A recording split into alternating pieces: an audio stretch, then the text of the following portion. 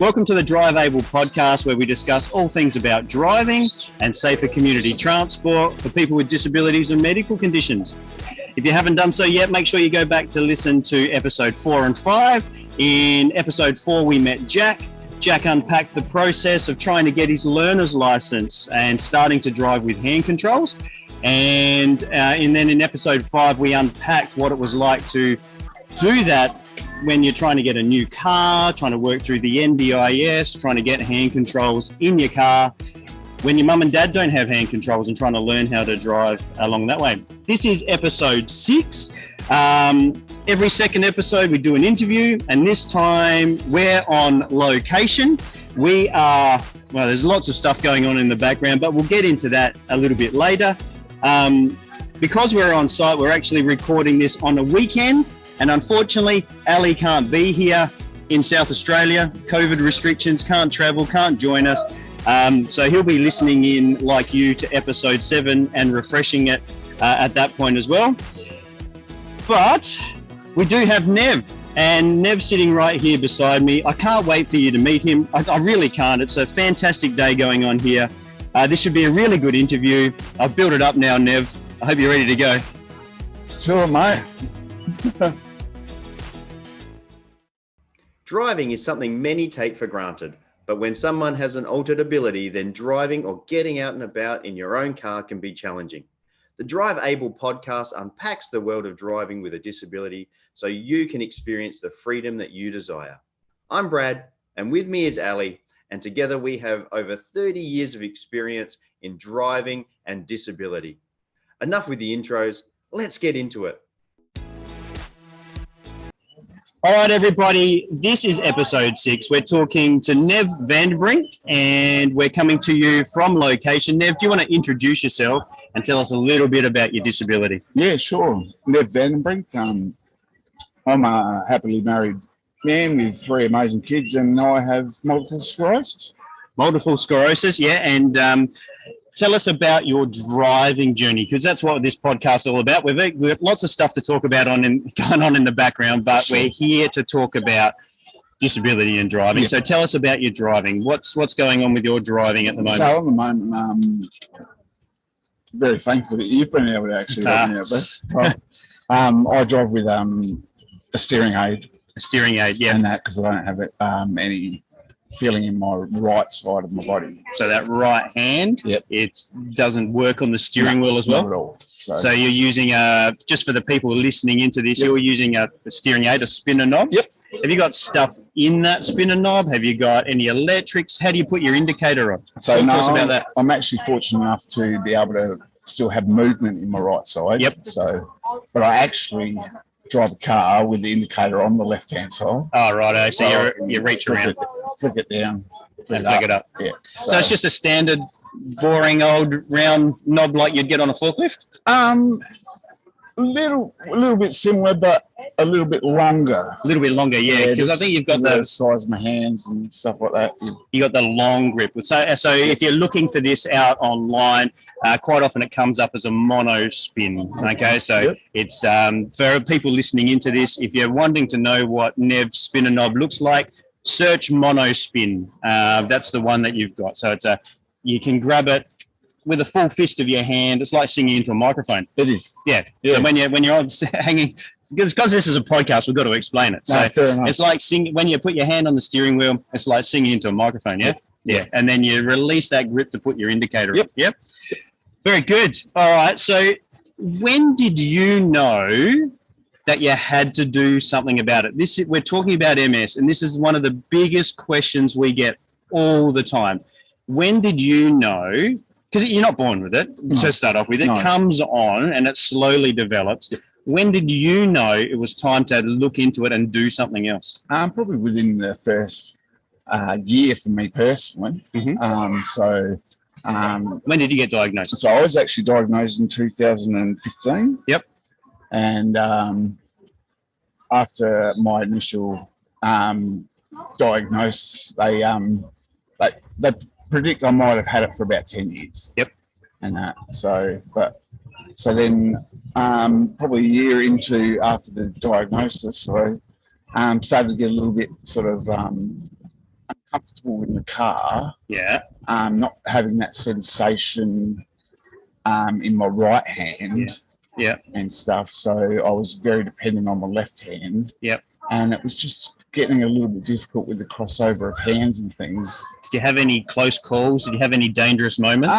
Not so much. So you got onto it beforehand? Yeah, I'm a little bit more conscious of it because of the kids. Yep. And taking the kids to sports and stuff like that. I mean, I'd hate to Yeah. be the cause of any accidents or anything like that. So Yeah, and look, that's a really common story that we get with MS. It's thinking about the kids rather than about yourself. That for everybody listening to this, if you've got MS, do it before you have a near miss or a near accident. I really encourage you to think about that. Because you don't want to be responsible for something, do you? No, you don't. No, you got enough you're dealing with at the time as well, without adding other things onto it. So, how will you know it's time to do something else? Well, hang on. What type of MS have you got? Have you got primary progressive? I've got relapse remitting. Relapse remitting. Yeah. So it goes up and down. So I can have relapses and things like that. Yep. But I'm sort of I guess what the doctors sort of refer to as a fence sitter at the moment. So I'm going from relapse remitting. Yep. And I'm sort of starting to, at this stage, go into a little bit of primary progressive because there's some things that just aren't going to get better. Yeah, yeah. So you've got a level of function now, which is not your full function that you used to have, and it's slowly getting worse, but it kind of goes up and down a little bit. Yeah. And that's fairly common for the people listening in. We see people when they want to know what to do for the relapse times, because when they have a relapse, their hand is, maybe it's a hand like yourself, doesn't work at all, and they want to know what to do about that. And then other people that it's the primary progressive stage, and they want to know what to do next in regards to making sure it's safe all of the time. So it does ebb and flow, and that's why we've got you on, because for us as occupational therapists, MS is one of the hardest diagnoses because it's not stable. It goes up and down. Yeah, and we've really got to look at your worst days, so your good days are even better. Yeah, and it's really hard to assess for, especially if you come in on a good day. Yeah, because we don't really know. No, that's right. Yes, you're right. So we know each other from a long time ago in regards to basketball and all those type of things. Absolutely. So you used to be a fit man and running around all over the time, all over the place. Is life like that now? Like, are you keeping fit? Very different. Yep. So not so much impact stuff now. Yep. And that's generally low impact. Yep. I don't have that hand coordination that I used to have and stuff like catching balls, handball, and things like that. I've sort of lost that a little bit. So I just rely on sort of low impact things. So with the primary progressive, but you're trying to keep as fit as possible, how will you know it's time to do something? There's a freight train going through the back, just over the fence. So we apologise. We don't edit this stuff out, everybody. There we go. We can start talking again. All right. How will you know? We might get him over here. How will you know when it's time to look at something maybe more than a spinner knob? Yeah. I guess if something was to become a little bit more difficult for me, then I'd certainly. But I'm very lucky because you're a mate and I know OTs are the best. Sort it out. And I just thought someone in. Tim, Tim's just here in the background. Come on in, Tim. Tim, hey. do you want to introduce yourself? Fellas, g'day. I'm Tim. I help out around the office at the MS Society. You're more than that. Come on. What do you do at the MS Society? Yeah, I'm the new CEO. I've been there about 4 months. Okay. Yeah. So he's learning the ropes. Yeah. And as a new, we haven't actually got into this yet, but the opportunity was too good. Can you explain to everybody on this podcast what you're actually dressed like at the moment? I've got my special sparkly floaty here. I've got the snorkel on.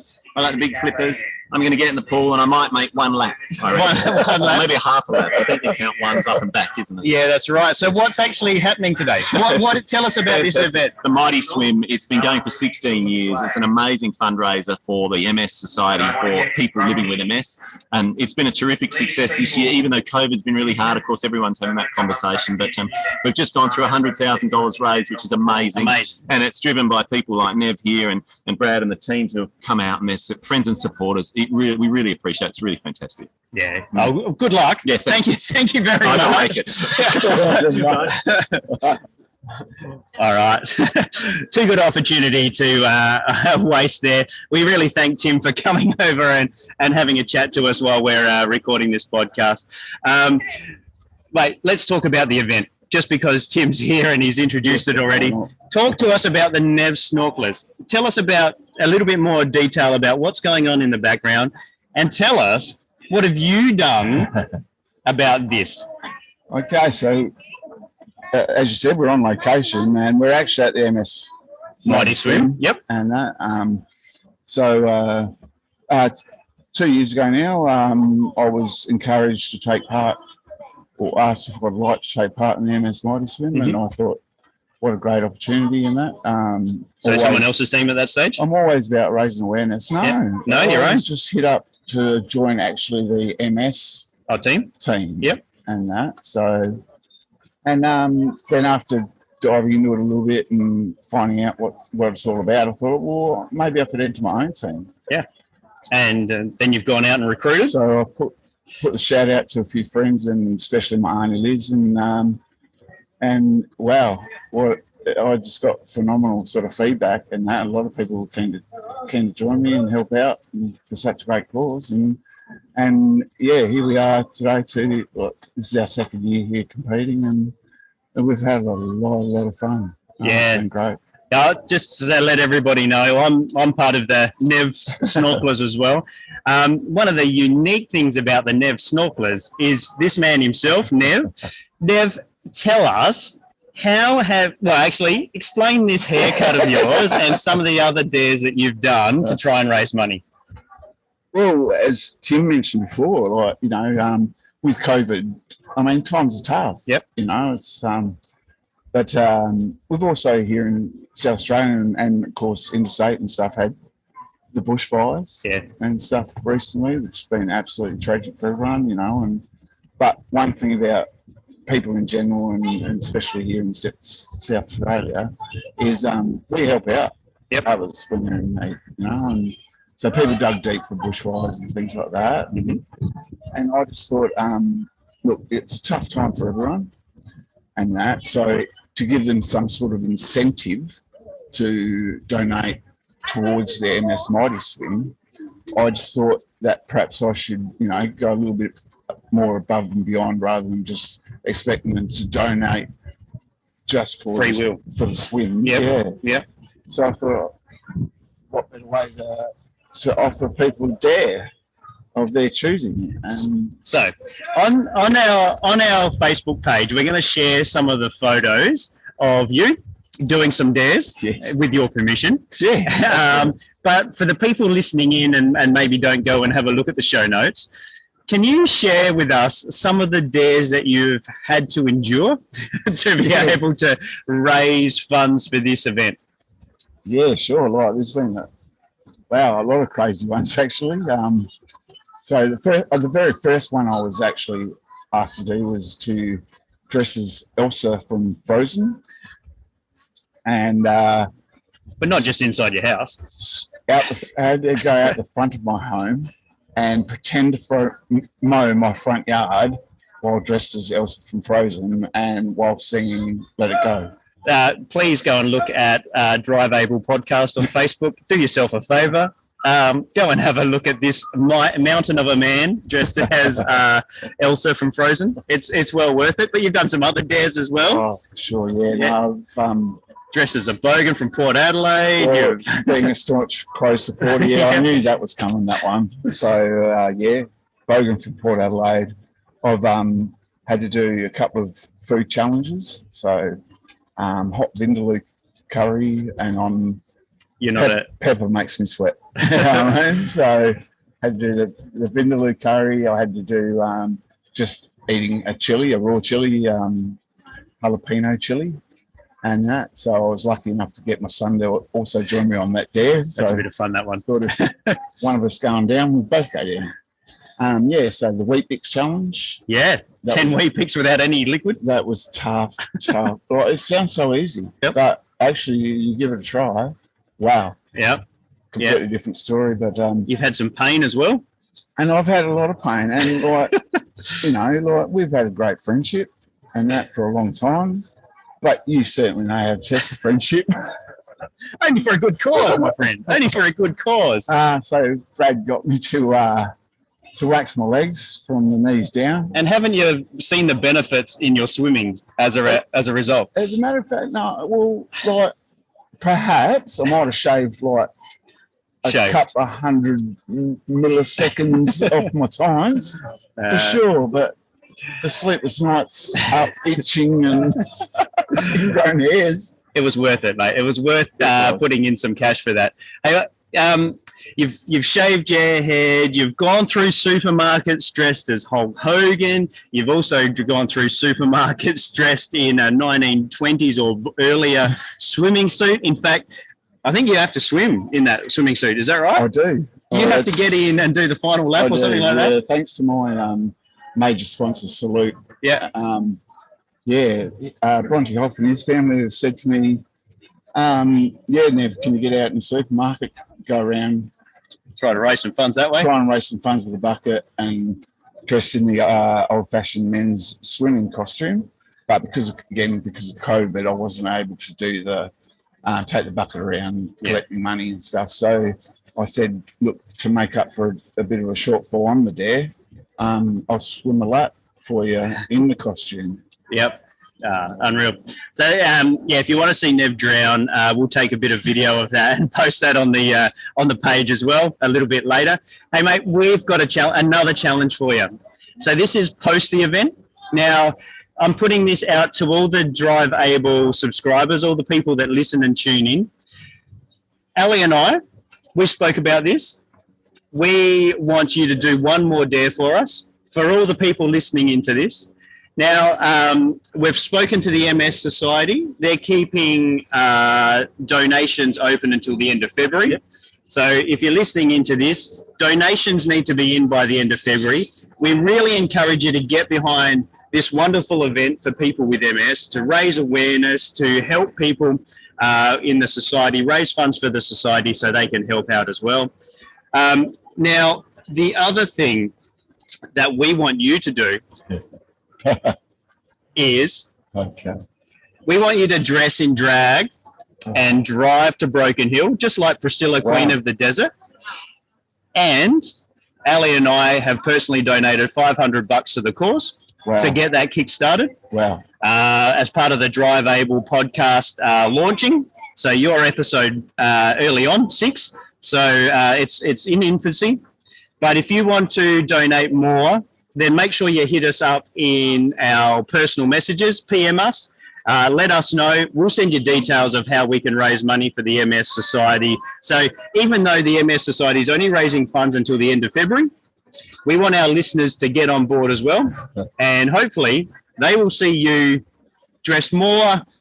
You've got to dress it up a little bit more than Priscilla, but we have seen you in makeup on one of these dares. So that gave us the inspiration. Okay. And we want you to stop at all the little townships along the way, buy yourself a Mars bar, buy yourself a Farmers Union iced coffee. You're a big man for the Farmers Union iced coffee. And we'll kickstart it with $500. Fantastic, Brad. I mean, that's going to be a tough challenge, but at the same time, when you're thinking about it, it's like, first I was afraid, I was petrified. Yeah. But then I kept thinking about you by my side, so I'm happy to do it. Good on you, mate. Good on you. Thank you so much for coming on to this interview for us. We actually didn't talk much about your driving, but thank you very much for that. For anybody with MS, get in early. okay, when you start noticing signs and you start noticing that maybe your grip on the steering wheel isn't as good, or maybe you're starting to miss the pedal in those really early stages, whichever way it might be, please get in contact with your OT, get in contact with your mobility installer so you can test out and try a few things. Because as we always say, trialing something makes a massive difference. A lot of people are afraid of spinner knobs, hand controls, left foot accelerators, all of those type of things until they have a go and they realize that it's actually not that bad. So please get in contact with your mobility dealer or your OT and go through a proper assessment to find out what the best solution is for you.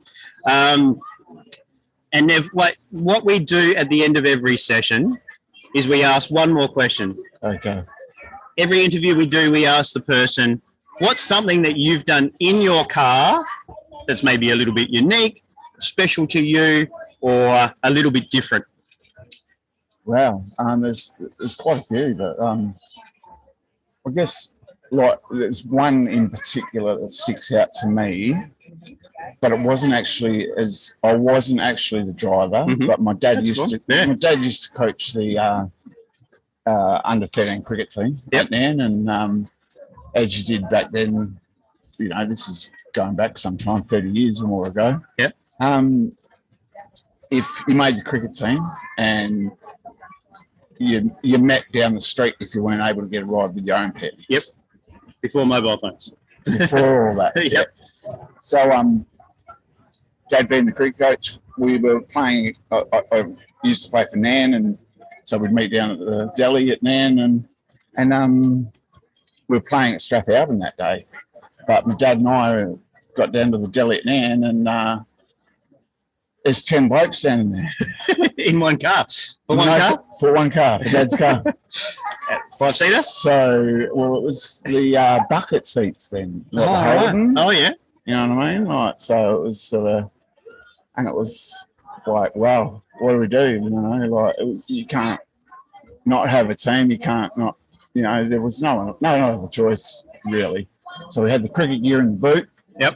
And we had 5 blokes in the front, 6 of us in the back, and down Strathalbyn we went. Okay, so we don't endorse unsafe driving or unsafe practices, but as we know, cars are more than just, well, on this occasion it was getting from A to B with an important event, but cars are so much more than just, you know, what they're designed for, getting from A to B. We do so much in it, including getting to really important events like this one. And that was 30 years ago. And that was 30 years. At the time that you just, you know, that wasn't even looked upon as being silly, whereas these days, yeah, no way. You'd be ropeable. Yep, that's it. All right.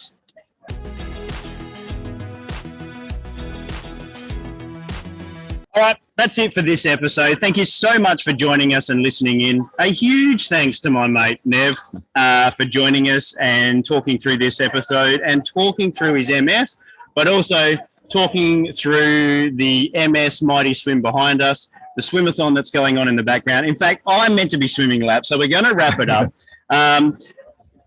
Mate, if people want to get in contact with you to maybe start a donation for next year, or get more information out of you in regards to MS or anything else that they would like to get in contact with you for, what's the best way that they should do that? Oh, sure. Like Facebook would probably be the go now. Yep.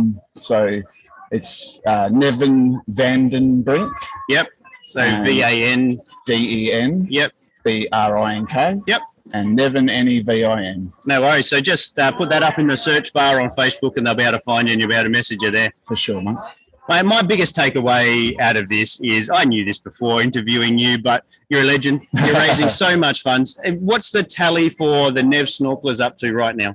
So the Nev Snorkelers team, as a team, we're $100 off the $20,000. $100, people, please donate. The link for donating for Nev's Snorkelers for his challenge to go to Broken Hill, the page will be in the show notes down below when you look for this. So please get on. It's a too bigger thing to get out here. www.mightyswim something Nev snorkelers. But we'll put it in the show notes down below.